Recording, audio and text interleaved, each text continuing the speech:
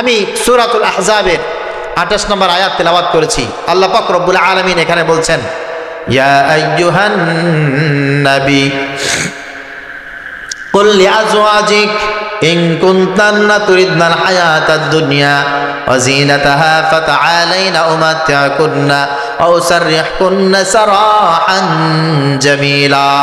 হে আমার আদরের নবী, হে আমার প্রিয় নবী মুহাম্মদুর রাসূলুল্লাহ সাল্লাল্লাহু আলাইহি ওয়াসাল্লাম, কুল আপনি বলে দিন, লিআজওয়াজিকা আপনার স্ত্রীদেরকে, এখানে আয়েশা আছে, হাফসা আছে, আপনার স্ত্রী যারা আছে তাদেরকে ডাকেন, ডেকে তাদের কাছে আপনি বলে দেন, ইন কুনতুন্না তুরিদনাল হায়াতাদ দুনিয়া, যদি তোমরা চাও আল্লাহ পাক রব্বুল আলামিন এই দুনিয়ায় তোমাদেরকে অনেক বিশাল সহায় সম্পত্তির মালিক বানাবে, তোমরা যদি বাড়ি চাও, গাড়ি চাও, সহায় সম্পত্তি চাও, আল্লাহ পাক রব্বুল আলামিন তোমাদেরকে দান করবেন। ফাতাআলাইনা, অবশ্যই আল্লাহ তাআলা সব কিছু দান করতে সক্ষম, আর আল্লাহ তাআলা তোমাদেরকে সব কিছু দান করে দিবে। উমাত্তি'কুন্না ওয়া উসাররিহকুন্না সারাহান জামিলা, আল্লাহ পাক রব্বুল আলামিন এইগুলোর স্বাদ নেওয়ার মতো শক্তি সামর্থ্য তোমাদেরকে দিবেন, সব কিছু তোমাদের জন্য মজুদ করে আল্লাহ তাআলা ওপেন করে দিবেন। আয়াতের আংশিক একটা বিষয় আপনাদের সামনে বললাম। এই আয়াতের একটা চমৎকার শানে নুজুল আছে। শানে নুজুল বললে ইনশাআল্লাহ আয়াতের খুব অল্প সময়ের ভিতরে আপনারা বিষয়বস্তুটা বুঝে ফেলবেন। শানে নুজুল হচ্ছে, আপনারা জানেন, আমার মা বোনদের উদ্দেশ্যে আমি বলছি, আমার নবী, প্রিয় নবী মুহাম্মদুর রাসূলুল্লাহ সাল্লাল্লাহু আলাইহি ওয়াসাল্লাম, তিনি এক সময় অসহায় অবস্থায় ছিলেন। আল্লাহ পাক রব্বুল আলামিন বলছেন, হে নবী, আমি আপনাকে এতিম অবস্থায় পেয়েছিলাম, নিঃস্ব অবস্থায় পেয়েছিলাম, আমি আপনাকে ধনী করেছি। সুবহানাল্লাহ। ওয়াওয়াজাদাকা দাল্লান ফাহাদা ওয়াওয়াজাদাকা আইলান ফাগনা। আল্লাহ পাক রব্বুল আলামিন বলেন, নবী, আমি আপনাকে পথভ্রষ্ট পেয়েছিলাম, আপনি আমাকে চিনতেন না, আমি আল্লাহ তাআলা ডেকে ডেকে আমার পরিচয় আমি আপনাকে দান করেছি। ওয়াজাদাকা আইলান ফাগনা, আপনি নিঃস্ব ছিলেন, দুনিয়ায় আপনার কোনো সহায় সম্পত্তি ছিল না। ফাগনা, আমি আল্লাহ পাক রব্বুল আলামিন সেখান থেকে আপনাকে টাকা পয়সার মালিক বানিয়েছি, সেখান থেকে আমি আল্লাহ তাআলা মক্কা মদিনার রাজত্ব দিয়েছি, এমনকি তামাম বিশ্বের ক্ষমতা আল্লাহ পাক রব্বুল আলামিন আমি আপনাকে দান করেছি। সুবহানাল্লাহ। তার মানে বোঝা গেল আমাদের রাসূল সাল্লাল্লাহু আলাইহি ওয়াসাল্লাম এক সময় দিন সম্পর্কে বুঝতেন না। কথা ঠিক কিনা ভাই? ঠিক। কোরআনের আয়াত সাক্ষী, দিন সম্পর্কে এক সময় উনি বুঝতেন না, পরে আল্লাহ পাক রব্বুল আলামিন তাকে বুঝিয়েছেন। নবীজি সাল্লাল্লাহু আলাইহি ওয়াসাল্লাম বলেছেন, আল্লামানি রাব্বি ফাহসানা তাদিবি, আমাকে আল্লাহ পাক রব্বুল আলামিন নিজেই তালিম দিয়েছেন। সুবহানাল্লাহ। আমার চাইতে উত্তম শিক্ষা পৃথিবীর কাউকে দেওয়া হয় নাই। আল্লাহ পাক রব্বুল আলামিন আমাকে উত্তম আদব শিক্ষা দিয়েছেন। এই জন্য নবীজি সাল্লাল্লাহু আলাইহি ওয়াসাল্লাম জীবনে কোনোদিন আসন দিয়ে বসেন নাই, কারণ আল্লাহ পাক রব্বুল আলামিন নবীজিকে এত উত্তম আদব শিক্ষা দিয়েছেন, যার কারণে নবীজি সাল্লাল্লাহু আলাইহি ওয়াসাল্লামের মতো ভদ্র, মার্জিত ভাষী, এত সুন্দর মিষ্টভাষী একজন মানুষও দুনিয়ায় ছিল। নবীজি বলেন, উতিতু ইলমাল আউয়ালিন ওয়াল আখিরিন, আল্লাহ পাক রব্বুল আলামিন আমাকে আউয়াল এবং আখির, সৃষ্টি জগতের আগের আর সৃষ্টি জগতের পরের যা কিছু আছে সব ইলম আল্লাহ তাআলা আমাকে দান করেছেন। কে দান করেছেন? আল্লাহ তাআলা দান করেছে। বুইস্তু মুআল্লিমান, এই কারণে আমি পৃথিবীতে শিক্ষক হিসেবে প্রেরিত হয়েছি। যেই মানুষটা কিছুই জানতো না, আল্লাহ পাক রব্বুল আলামিন বলেন, কুল ইয়া আইয়ুহান নাস ইন্নী রাসূলুল্লাহি ইলাইকুম জামিআ আল্লাযী লাহু মুলকুস সামাওয়াতি ওয়াল আরদ ওয়া রাসূলান নাবিয়্যাল উম্মিয়্যাল্লাযী ইয়াতলু আলাইহিম। আল্লাহ পাক রব্বুল আলামিন বলছেন, হে নবী, আমি আপনাকে তামাম মাখলুকাতের জন্য নবী হিসাবে প্রেরণ করেছি, আর আপনি উম্মি নবী হবেন, এটা আমার সিদ্ধান্ত। উম্মি মানে কি? যার ভিতরে কোনো অক্ষর জ্ঞান থাকবে না, এলেমে ভরপুর থাকবে, কিন্তু সে কোনো কিছু পড়তে পারবে না। এলেম এক জিনিস, অক্ষর জ্ঞান আর এক জিনিস। নবীজি সাল্লাল্লাহু আলাইহি ওয়াসাল্লাম আমাদের মতো করে আলিফ বা তা থা দেখে দেখে এভাবে বলতে পারতেন না, কিন্তু আল্লাহ তাআলা তার চেয়ে উত্তম ইলম তাকে দান করেছেন। কারণ নবীজি সাল্লাল্লাহু আলাইহি ওয়াসাল্লাম যদি পড়তে পারতেন, উনি যদি লিখতে পারতেন, তাহলে কোরআনুল কারীম যখন মানুষের সামনে তিনি প্রচার করেছেন, বলেছেন, তখন তারা বলতো, ও তুমি এইগুলো রাত্রে বসে বসে লিখেছো। নাউজুবিল্লাহ বলেন। ওমা আল্লামনাহু শি'রা ওমা ইয়ানবাগী লা। আল্লাহ বলছেন, হে নবী, এগুলো কোনো কবিতা না। আপনি বলেন যে আমি এগুলো কবিতা আকারে নিজে লিখে নাই, এটা আল্লাহ পাক রব্বুল আলামিন আমার উপরে নাজিল করেছেন। সুবহানাল্লাহ। এই জন্য উম্মি থেকে আল্লাহ পাক রব্বুল আলামিন জ্ঞানের সর্ব উত্তম শিখরে যাকে নিয়েছেন এবং পৃথিবীর সব সৃষ্টির জগতে আল্লাহ পাক রব্বুল আলামিন যাকে শিক্ষক বানিয়েছেন, তিনি হলেন মুহাম্মদুর রাসূলুল্লাহ সাল্লাল্লাহু আলাইহি ওয়াসাল্লাম। তাহলে নবীজি সাল্লাল্লাহু আলাইহি ওয়াসাল্লাম অজ্ঞ থেকে আল্লাহ পাক রব্বুল আলামিন তাকে বিজ্ঞ বানিয়েছেন এবং নিঃস্ব থেকে আল্লাহ পাক রব্বুল আলামিন তাকে সহায় সম্বল দান করেছেন। ওয়াজাদাকা আইলান ফাগনা। আল্লাহ পাক রব্বুল আলামিন বলেন, আপনার কোনো সম্পদ ছিল না, সব সম্পদ আমি আল্লাহ তাআলা আপনাকে দান করেছি, আপনাকে ধনী বানিয়েছি। সেটা কেমন? এক সময় এমন ছিল রাসূল আকরাম সাল্লাল্লাহু আলাইহি ওয়াসাল্লাম 3 বেলা খাবার খাবেন, সেই খাবার তার আয়োজনে ছিল না। ক্ষুধার যন্ত্রণায় পেটে পাথর বেঁধেছেন। সত্য নাকি মিথ্যা? কথা বলেন। যখন তার অভাব ছিল, যখন তার জীবনের সংখ্যা ছিল, ওই সময় তার সাথে তার স্ত্রীগণ ছিলেন। তার স্ত্রীগণ কষ্ট করেছেন। মা আয়েশা সিদ্দিকা রাদিয়াল্লাহু তাআলা আনহা বলেন, আমার প্রিয় নবী সাল্লাল্লাহু আলাইহি ওয়াসাল্লাম আমার কাছে আসছেন, 3 দিন যাবত কোনো খাবার আমার বাড়ি নাই। নবীজি সাল্লাল্লাহু আলাইহি ওয়াসাল্লাম এসে আমাকে বলছে, আয়েশা, কোনো একটু খাবারের ব্যবস্থা হবে নাকি? আমি বলছি, ইয়া রাসূলুল্লাহ, ইয়া হাবিবাল্লাহ, আল্লাহর ইজ্জতের কসম আমার কাছে কোনো খাবার নাই। নবীজি সাল্লাল্লাহু আলাইহি ওয়াসাল্লাম রাগ করলেন না, ধমক দিলেন না, ঘর থেকে বের হয়ে গেলেন। উনি চলে গেলেন ফাতেমার বাসায়। মনে মনে ধারণা ছিল এমন, আমার বাড়িতে খাবার নাই, ফাতেমার বাড়িতে গেলে কিছু খাবার পাওয়া যাবে। ফাতেমাকে সালাম দিয়েছে। সালাম দেওয়ার পর ফাতেমা সালামের জবাব দিয়ে বলছেন, আব্বাজান কি অবস্থা? বলে, মা কি করো? বলে, হাসান আর হুসাইন কান্নাকাটি করে, ওদের কান্না থামানোর চেষ্টা করেছি কিন্তু পারছি না। বলে, কান্না করে কেন? বলে, আব্বা 2 দিন যাবত বাড়িতে কোনো খাবার নাই, হাসান আর হুসাইন খাবারের জন্য আমার কাছে আসছে, কি খাবার দেব? ওই যে আমি চুলার উপরে পানি দিয়ে পাতিলের ভিতরে পানি আমি জ্বালাচ্ছি আর আমি তাদেরকে মিথ্যা সান্ত্বনা দিচ্ছি, এই ছাড়া আমার কাছে আর কোনো অপশন নাই। আমি হাসান হোসেনকে কি খাবার দেব? আমার স্বামীকে কি খাবার দেব? আমি কি খাবো? খাবারের কোনো ব্যবস্থা নাই। নবীজি সাল্লাল্লাহু আলাইহি ওয়াসাল্লাম ফাতেমার কাছে কোনো কিছু ব্যক্ত করেন নাই, চলে গেছেন খেজুর বাগানের ভিতরে। খেজুর বাগানের মালিক একজন ইহুদি, তার কাছে গিয়ে বলছে, আমার কাছে কোনো একটা কাজ দেওয়া যাবে কিনা? আমি বড় ক্ষুধার্ত অবস্থায় আছি, আমি তোমার কাছে একটা কাজ চাই, সেই কাজের মাধ্যমে আমি কিছু সম্পদ উপার্জন করতে পারবো। ইহুদি তখন বলছে, তোমাকে দেখে মনে হয় না তুমি কাজ করতে পারবে, এত সুঠাম দেহের অধিকারী, এত উত্তম চরিত্রের উত্তম নিদর্শন একজন মানুষ, আমার তো দেখে মনে হয় না তুমি কাজ করতে পারবে। নবীজি বলছেন, আমাকে কাজ দিয়ে দেখো, আমি পৃথিবীর যে কোনো কাজ করার সামর্থ্য রাখি। ইহুদি তখন ডেকে বলছে, এই নাও বালতি, ওই যে দেখো আমার পানির কুয়া, ওই কুয়ার ভিতরে বালতি দিয়ে পানি তোলো, এক এক বালতি পানি আমার এক একটা খেজুর গাছের গোড়ায় দেবে, বিনিময় আমি তোমাকে 3টা করে খেজুর দেব। নবীজি সাল্লাল্লাহু আলাইহি ওয়াসাল্লাম এই চুক্তিতে কাজ করার জন্য বালতি নিয়া কুয়ার ভিতরে পানি ফেলেছেন, পানি উঠিয়েছেন, একটা গাছের গোড়ায় দিয়েছেন, আবার কুয়া থেকে পানি উঠিয়ে আর একটা গাছের গোড়ায় দিয়েছেন। এইভাবে 3টা 4টা 5টা 6টা 7টা খেজুর গাছের গোড়ায় যখন পানি দেওয়া শেষ, 8টা খেজুর গাছের গোড়ায় পানি দেওয়ার জন্য যখন বালতিটা কূপের ভিতরে ফেলেছে, হঠাৎ করে নবীজি সাল্লাল্লাহু আলাইহি ওয়াসাল্লাম জবান দিয়ে উচ্চারণ করেছেন, আহ। যখন বলছে আহ, ইহুদি পিছন দিয়ে ডাকতে বলে, কিরে কি হয়েছে?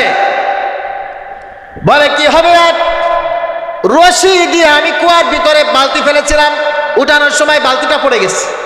কিভাবে পড়ে গেল? রশি ছিঁড়ে গেছে। নবীজি সাল্লাল্লাহু আলাইহি ওয়াসাল্লাম তখন আহ শব্দ বলেছে।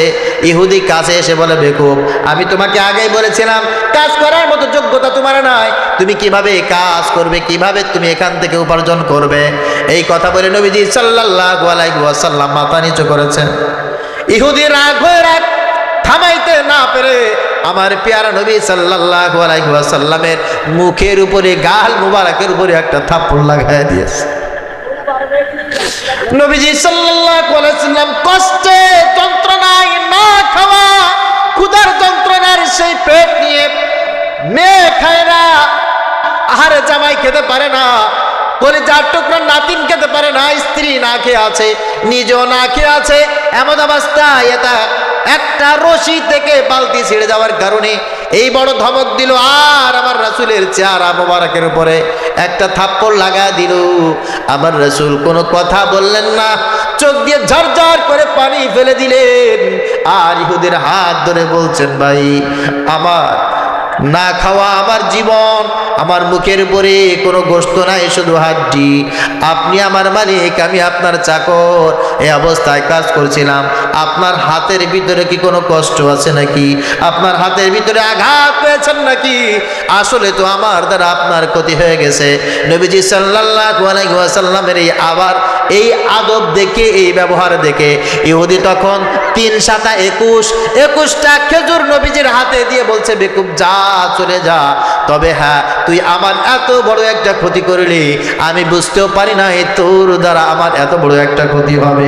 নবীজি সাল্লাল্লাহু আলাইহি ওয়াসাল্লাম এতক্ষণ পর্যন্ত যা করেছেন আর যে ব্যবহার তিনি পেশ করেছেন, কোনো ব্যবহারে তিনি কষ্ট পান নাই, সব কিছু মেনে নিয়েছেন। কিন্তু যখন আমার রাসূলকে বলেছে আমার এত বড় একটা ক্ষতি করলি, আমার নবী কুয়ার কাছে চলে আসছে, এসে বলছে, হে রব, এই ব্যক্তি বলছে আমি নাকি তার ক্ষতি করেছি, তুমি তো আমার ব্যাপারে বলেছো আমা আরসালনাকা ইল্লা রাহমাতাল লিল আলামিন, तमाम বিশ্ববাসীর জন্য আমি হচ্ছে রহমত, আমি যদি রহমত হই আমি কেমন করে তার ক্ষতি করব? আমি নাকি তার ক্ষতি করেছি? ওরে কুয়ার পানি, আমি নাকি এই ব্যক্তির ক্ষতি করেছি? তোর ভিতরে বালতি পড়ে আছে, আমি রহমাতুল লিল আলামিন বলছি, বালতি আমার কাছে ফেরত দিয়ে দে। আমাকে গালি দেবে, আমাকে ক্ষতিকারক ব্যক্তি বলবে, এটা আসমানওয়ালার জন্য বড় অপমানের। সঙ্গে সঙ্গে কুয়ার পানি উতলায়া নিচ থেকে উপরে চলে আসছে, বালতিটা উপরে চলে আসছে, বালতিটা হাত দিয়ে ধরে ইহুদির কাছে বালতি দিয়ে বলছে, ওরে ইহুদি শুনে রাখো, কাজ করতে আসছিলাম, উপার্জন করতে আসছিলাম, ক্ষতি করতে আসি নাই। তোমার বালতি তুমি পেয়েছো, এবার বলো আমার দ্বারা কোনো মাখলুকের কোনোদিন কষ্ট হতে পারে? চলে গেছে নবীজি সাল্লাল্লাহু আলাইহি ওয়াসাল্লাম। নবীজি যে খেজুরগুলো ভাগ করে তার নাতিকে দিয়েছেন, তার মেয়েকে দিয়েছেন, নিজে খেয়েছেন, তাদের ব্যাপার। ইহুদি বাড়ি চলে গেছে। বাড়ি যাওয়ার পর ইহুদি মনে মনে ভাবতেছে, হায় হায় আমি কি দেখলাম আর কি হয়ে গেল। মনের ভিতরে বড় অশান্তি, দাউ দাউ করে আগুন জ্বলতেছে। স্ত্রীর সঙ্গে বিষয়টা শেয়ার করেছে। স্ত্রী বলতেছে, আহারে আমার প্রাণের স্বামী, আপনি কি ওই লোকটাকে চেনেন? বলে, না আমি লোকটাকে চিনি না। লোকটাকে দেখতে কেমন? বলে, লোকটাকে দেখতে এমন, কোকড়া কোকড়া চুল, জোড়া ভুরু, উষ্ঠ এত সুন্দর, চেহারার দিকে তাকাইলে আর মুখ ফেরানো যায় না, নজর ফেরানো যায় না। আরে এমন একটা মানুষ, আমি তার মুখের কণ্ঠ যতবার শুনেছি আমার কলিজার ভিতরে তার কণ্ঠের আওয়াজ গেঁথে গেছে। ওই লোকটাকে আমি যতবার চেহারার দিকে তাকিয়েছি আমার কলিজা ঠান্ডা হয়ে গেছে। এমন একটা মানুষ জীবনে কোনোদিন আমি দেখি নাই। এই মানুষটার এমন উত্তম ব্যবহার আমি দেখেছি, আমি সহ্য করতে পারি না। কেমনে কোন অবস্থায় আমি তার গায়ে হাত তুলেছি, আমার মনের ভিতরে আর সহ্য হয় না। ইহুদি তখন বলছে, আর স্ত্রী কান্না করছি। স্ত্রী তখন বলছে, আমার প্রাণের স্বামী, আমার মনে হয় ওই ব্যক্তি আর কেউ না, ওই ব্যক্তি আখির জামানার পয়গম্বর মুহাম্মদুর রাসূলুল্লাহ সাল্লাল্লাহু আলাইহি ওয়াসাল্লাম। ইহুদি বলছে, হ্যাঁ তাই যদি হয়, আমি এই হাত আমার হাতের সাথে আর রাখবো না, আমার শরীরের সাথে রাখবো না। এই কথা বলে তরবারি বের করে জমিনের উপরে হাত দিয়ে আর একটা তরবারি দিয়ে হাত দিয়ে আঘাত করে হাত দ্বিখণ্ডিত করে ফেলেছে। কাটা হাত আর এক হাতে নিয়ে দৌড়াইতে দৌড়াইতে চলে গেছে। যে দেখে আমার রাসূল মেয়ের সঙ্গে কথা বলে, হাসান আর হুসাইনের সঙ্গে কথা বলে, ওই লোকটা কাটা হাত আর এক হাতে নিয়ে যারে যে সালাম দিয়েছে, আসসালাতু আসসালামু আলাইকা ইয়া রাসূলুল্লাহ, নবীজি সাল্লাল্লাহু আলাইহি ওয়াসাল্লাম সালামের জবাব দিয়ে বলছে, তুমি কি? বলে, ইয়া রাসূলুল্লাহ, আমাকে কি আপনি চিনবেন না? একটু আগে আপনি যার বাড়ি কাজ করতেছিলেন, যে আপনার সঙ্গে দুর্ব্যবহার করেছি, আমি সেই কপাল পুরা আপনার উম্মত, আমি একজন ইহুদি। বলে, কি চাও? হুজুর, আমি আপনার গায়ে আঘাত করেছি, যে বেয়াদবি করেছি, এই বেয়াদবিটা আমি আর করতে চাই না, আমাকে আপনি একবার ক্ষমা করে দেন, আমাকে কালমা পড়ে আপনি মুসলমান বানায় দেন। নবীজি বললেন, বাবা পড়ে নাও, আশহাদু আল্লাহ ইলাহা ইল্লাল্লাহু ওয়া আশহাদু আন্না মুহাম্মাদান আবদুহু ওয়া রাসূলুহু। আল্লাহু আকবার। কালমা পড়ে মুসলমান হয়ে গেছে। নবীজি সাল্লাল্লাহু আলাইহি ওয়াসাল্লাম বলছেন, এবার চলে যাও। লোকটা বড় চালাক, ইহুদিদের বুদ্ধি বড় তীক্ষ্ণ হয়, কারণ 40 বছর পর্যন্ত ইহুদিরা আসমানের মান্না ওয়া সালওয়া ভক্ষণ করেছে, যার কারণে ওদের ইহুদি তাদের বুদ্ধি বড় তীক্ষ্ণ। ইহুদি বলছে, ইয়া রাসূলুল্লাহ, ইয়া হাবিবাল্লাহ, আপনি কি আমাকে মাফ করেছেন নাকি? নবীজি বললেন, অবশ্যই অবশ্যই মাফ করে দিয়েছি। বলে, ইয়া রাসূলুল্লাহ, মাফ যদি করেই থাকেন, এই যে আমার কাটা হাতটা ধরেন, এই হাতটা আমার এই হাতের সঙ্গে লাগায় দেন। সুবহানাল্লাহ। নবীজি বললেন, আরে ইহুদি বড় চালাক, আয় আয় আয়, হাতটা নিয়ে এখানে ধরি, এই যে ঠোঁটের নিচে একটা লালাটা নিয়ে এখানে চাস্তে করে জোড়া দিয়েছে, আর সঙ্গে সঙ্গে ইহুদির কাটা হাত জোড়া লেগে ভালো হয়ে গেছে। নবীজি সাল্লাল্লাহু আলাইহি ওয়াসাল্লামের জীবনে খাবারের কষ্ট ছিল কি ছিল না? সবাই বলে। জীবনের নিরাপত্তাও ছিল না, ঘরে খাবারও ছিল না, অনেক সমস্যা ছিল। আল্লাহ পাক রব্বুল আলামিন বলেন, ওয়া ওয়াজাদাকা আইলান ফাগনা, আমি আপনাকে অনাথ অবস্থায় পেয়েছিলাম, নিঃস্ব অবস্থায় পেয়েছিলাম, ওখান থেকে আমি আল্লাহ পাক রব্বুল আলামিন আপনাকে স্বয়ং সম্পন্ন করেছি। আপনার ডানে খাবার, বামে খাবার, সামনে খাবার, পিছনে খাবার, আপনার খাবারের কোনো অভাব নাই। এমনকি যারা আপনাকে মারতে চাইতো, তারা আপনাকে স্যালুট করে এলাকা থেকে সব ভেগে গেছে। মক্কা মদিনার শাসন ভার আমি আল্লাহ পাক রব্বুল আলামিন আপনাকে নিজেই দান করেছি। সুবহানাল্লাহ। ফলে কি হয়েছে? নবীজি সাল্লাল্লাহু আলাইহি ওয়াসাল্লাম একদিন দুই দিন যেতে যেতে যেতে যেতে আজকে মদিনার পাওয়ারফুল একজন লিডার আমাদের রাসূল সাল্লাল্লাহু আলাইহি ওয়াসাল্লাম, তিনি মসজিদের ইমাম, রাষ্ট্রেরও ইমাম। এখন মনে করেন আমার কথাই আমি উদাহরণ দেই, আমি আজকে বক্তা, 2 দিন পরে যদি আমি এমপি হই, আমার স্ত্রী তখন কি বলবে? এখন যে ব্যবহার আমার সাথে করে, তখন কি তা করবে? এখন সে একজন হুজুরের স্ত্রী, 2 দিন পরে যখন সে এমপির স্ত্রী হবে, বড় একজন শিল্পপতির স্ত্রী হবে, তখন সে বলবে, আমার একটু একটা ডায়মন্ড লাগবে। কি লাগবে বলে? আমার ডায়মন্ডের একটা নোজপিন লাগবে, আমার ডায়মন্ডের একটা বালা লাগবে। তখন সে স্বর্ণের কথা বলবে না, স্বর্ণের কথা ভুলে যাবে। এখন স্বর্ণের কথা বলে, একটু আপগ্রেড হবে না? তখন এখন যে কাজ করে, তখন আর সে কাজ করবে না, বলবে যে না, এই কাজ করতে গেলে ঠান্ডা লাগে, আমার ত্বক নষ্ট হয়ে যেতে পারে, আমাকে কাজের লোক রেখে দেন। ঠিক কিনা? কাপড় চোপড় আমি নিজ হাতে ধুতে পারবো না, কারণ আমার তো এখন টাকা আছে, পয়সা আছে, আপনি কেন খরচ করবেন না? আমার স্বামীর এত ক্ষমতা আছে, পাওয়ার আছে, আমার স্বামী এখন এগুলো করবে। নবীজি সাল্লাল্লাহু আলাইহি ওয়াসাল্লামের ব্যাপারে ঠিক তাই হয়েছে। যখন আমার রাসূলের খাদ্যের অভাব ছিল, আয়েশা রাদিয়াল্লাহু তাআলা আনহা সহ সব উম্মাহাতুল মুমিনিন না খেয়েছিলেন, একদিন পর একদিন খেয়েছেন, 2 দিন পর একদিন খেয়েছেন, ঠিকমতো পোশাক পরিচ্ছদ করতে পারেন নাই, স্বাচ্ছন্দ্যে চলাফেরা করতে পারেন নাই। এখন আমার রাসূল সাল্লাল্লাহু আলাইহি ওয়াসাল্লাম, এখন রাষ্ট্রের ক্ষমতা, সব উম্মাহাতুল মুমিনিন এক জায়গায় বসে একটা গোল মিটিং। মা আয়েশা সিদ্দিকা রাদিয়াল্লাহু তাআলা আনহা, উনি হচ্ছেন সেই মিটিংয়ের সভাপতি, আর অন্যান্য উম্মাহাতুল মুমিনিন যারা আছে সবাই সদস্য। আয়েশা রাদিয়াল্লাহু তাআলা আনহা বলছেন, দেখুন, আমাদের স্বামী হচ্ছেন মুহাম্মদুর রাসূলুল্লাহ সাল্লাল্লাহু আলাইহি সাল্লাম, উনার এক সময় অনেক অভাব ছিল, এখন তো আর কোনো অভাব নাই। ওনার জীবনের অনেক ঝুঁকি ছিল, এখন আর কোনো ঝুঁকি নাই। এখন আমরা আগে অনেক কষ্ট করেছি, একদিন দুই দিন না খেয়ে পর্যন্ত ছিলাম, আমরা অনেক কাজ করেছি, এখন আমরা তা করব না। আমরা সবাই মিলে আমাদের স্বামীকে আজকে বাড়ি আসতে বলবো, ইয়া রাসূলুল্লাহ, ইয়া হাবিবাল্লাহ, আমাদের একটা দাবি আছে, আমাদের দাবি আপনার পূরণ করতে হবে। কি দাবি? দাবিটা হচ্ছে, আমরা এক সময় অভাবগ্রস্ত ছিলাম, সেই সময় আমরা কষ্ট করেছি, আজকে এখন আর আমাদের কোনো অভাব নাই, এখন আমরা আর কোনো কষ্ট করতে পারবো না। আমাদের প্রত্যেকের জন্য এক একটা করে আলাদা স্পেশাল প্যারাডাইস লাগবে, রাজপ্রাসাদ দরকার, আমাদের জন্য পেয়াদা লাগবে, চাকর লাগবে, আমাদের খাদ্যের গুদাম ভর্তি খাবার রাখা লাগবে, এইগুলো থাকবে, আমরা শান শৌকতে চলাফেরা করব। আমরা একটা প্রেসিডেন্টের স্ত্রী, সেই দিক বিবেচনায় আমাদের একটা শান শৌকত আছে না? তারা আগে ছিল নবীর স্ত্রী, এখন তারা দাবি করে কি বলেন? বোঝেন না? এখন কি দাবি করে? আমরা প্রেসিডেন্টের স্ত্রী।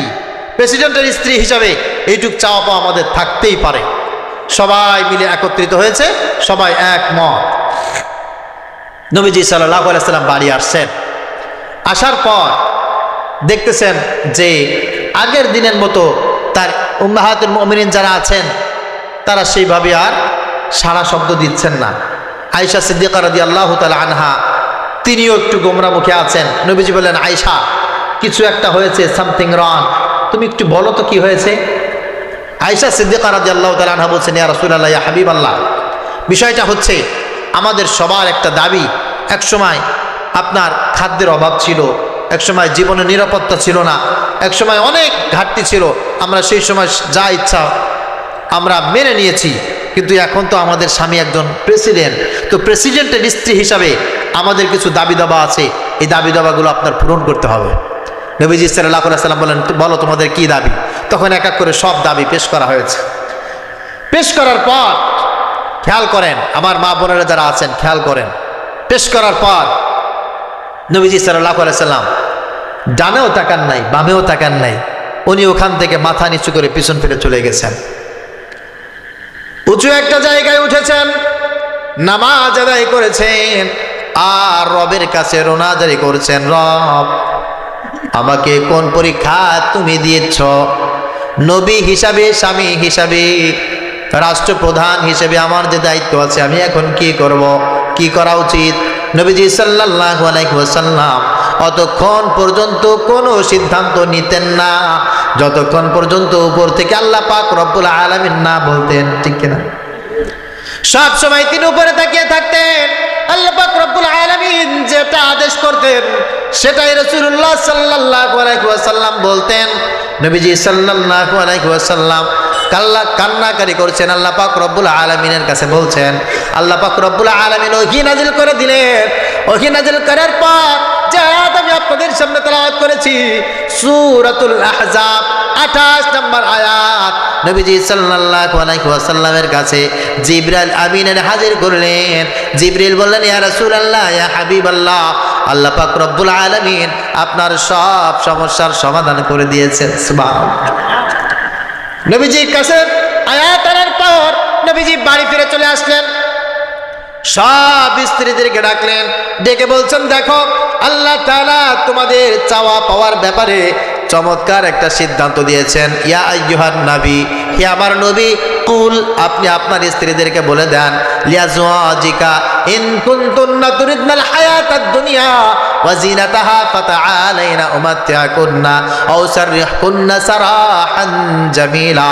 তোমরা যদি চাও এই দুনিয়ায় তোমাদের একটা বাড়ি থাকবে, গাড়ি থাকবে, চাকর থাকবে, সহায় সম্পত্তি থাকবে, তোমাদের ওইলাক পোশাক অনেক কিছু তোমাদের থাকবে, আল্লাহ পাক রব্বুল আলামিন সেটা রাজি আছেন, এখনই তোমাদের সব কিছুর ব্যবস্থা করে দিবেন। তখন তোমাদের পরিচয় হবে তোমরা একজন প্রেসিডেন্টের স্ত্রী, তবে এই পরিচয় তোমরা কোনোদিন দেবে না, তোমরা আল্লাহর প্রিয় রাসূল সাল্লাল্লাহু আলাইহি ওয়াসাল্লামের স্ত্রী। নবীর স্ত্রী দাবি করে, নবীর স্ত্রীর পরিচয় দাবি করে দুনিয়ার এই সহায় সম্পত্তি তোমরা চাইতে পারবা না। যদি আল্লাহ পাক রব্বুল আলামিন ইচ্ছা করে তোমাদেরকে কিছু দেয়, আলহামদুলিল্লাহ।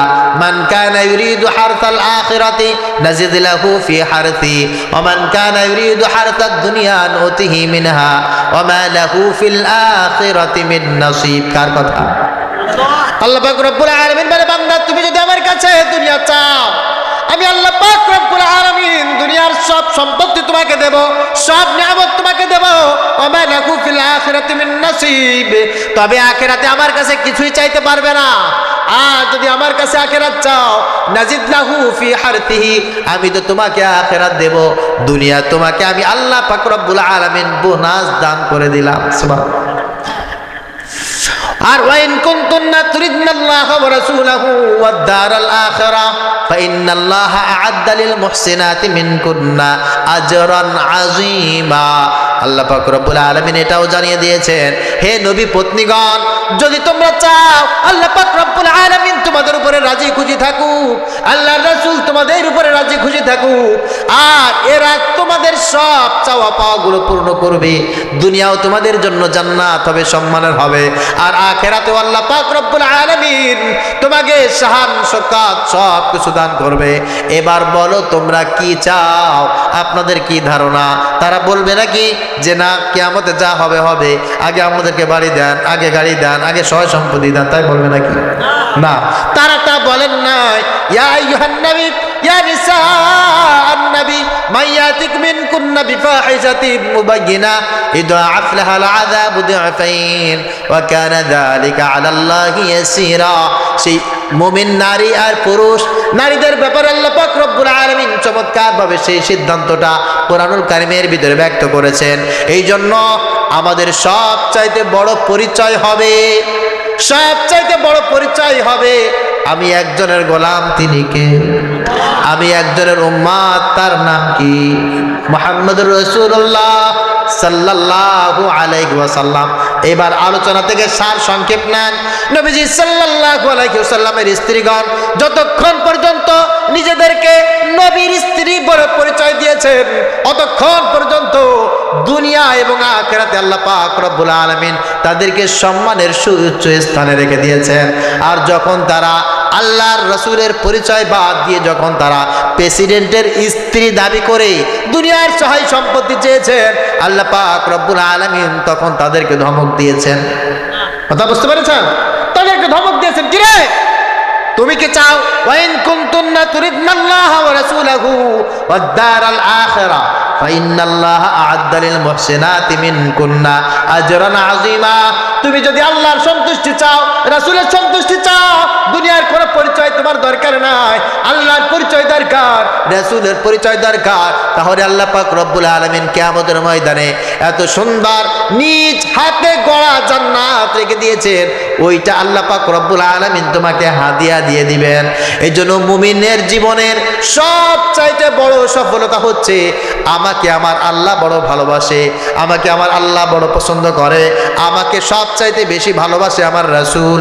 আমার পরিচয় দিয়েছেন মুহাম্মদুর রাসূলুল্লাহ সাল্লাল্লাহু আলাইহি ওয়াসাল্লাম। কথা বুঝতে পেরেছেন? এই জন্য আমরা খুশি থাকবো যদি দেখি আমার আল্লাহ আমার উপরে খুশি থাকে, আমরা খুশি থাকবো যদি দেখি আমার রাসূল আমার উপরে খুশি থাকে, আমার আল্লাহ আমার উপরে যদি নারাজ থাকে, আমার রাসূল যদি আমার উপরে নারাজ থাকে, আমি মেম্বার হয়ে কি করব? আমি চেয়ারম্যান হয়ে কি করব? আমি এমপি হয়ে কি করব? আমি প্রধানমন্ত্রী হয়ে কি করব? কথা বুঝতে পেরেছেন ভাই? আমি বক্তা হয়ে কোনো লাভ নাই, যে কোনো সহায় সম্পত্তি টাকা পয়সার মালিক হয়ে কোনো লাভ নাই যদি আমার আল্লাহ আমার উপরে নারাজ থাকে। কথা বুঝতে পেরেছেন? এখন একটা মৌসুম চলছে, যেই মৌসুমটায় মানুষ আল্লাহর গোলাম হওয়াকে তুচ্ছ তাচ্ছিল্য মনে করে, রাসূলের উম্মত হিসাবে উত্তরসূরি হিসাবে পরিচয় দেওয়াকে তুচ্ছ তাচ্ছিল্য মনে করে, যে কোনো সময় রাসূলের সুন্নাতকে জবাই দিয়ে দেয়, যে কোনো সময় আল্লাহর হুকুমকে জবাই দিয়ে দেয়, জনগণকে সব কিছুর উচ্চ মনে করে ঈমান বিক্রি করে ফেলে দেয়। কেন? এমপি হতে হবে, মন্ত্রী হতে হবে, রাষ্ট্রপতি হতে হবে, হ্যাঁ প্রধানমন্ত্রী হতে হবে, এই চিন্তা ফিকির করে। তাদের জন্য কোরআনুল কারীমের এই সুউচ্চ মেসেজ যে আমরা সব সময় সর্বাবস্থায় আমরা কোনো কিছুর কাছে আমার আল্লাহর পরিচয়, আমার রাসূলের পরিচয় ছোট করব। আল্লাহ পাক রব্বুল আলামিন এই কথা আমি যারা শুনলেন সবাইকে আমল করার তৌফিক দান করে, সকলে বলি আল্লাহুম্মা আমিন।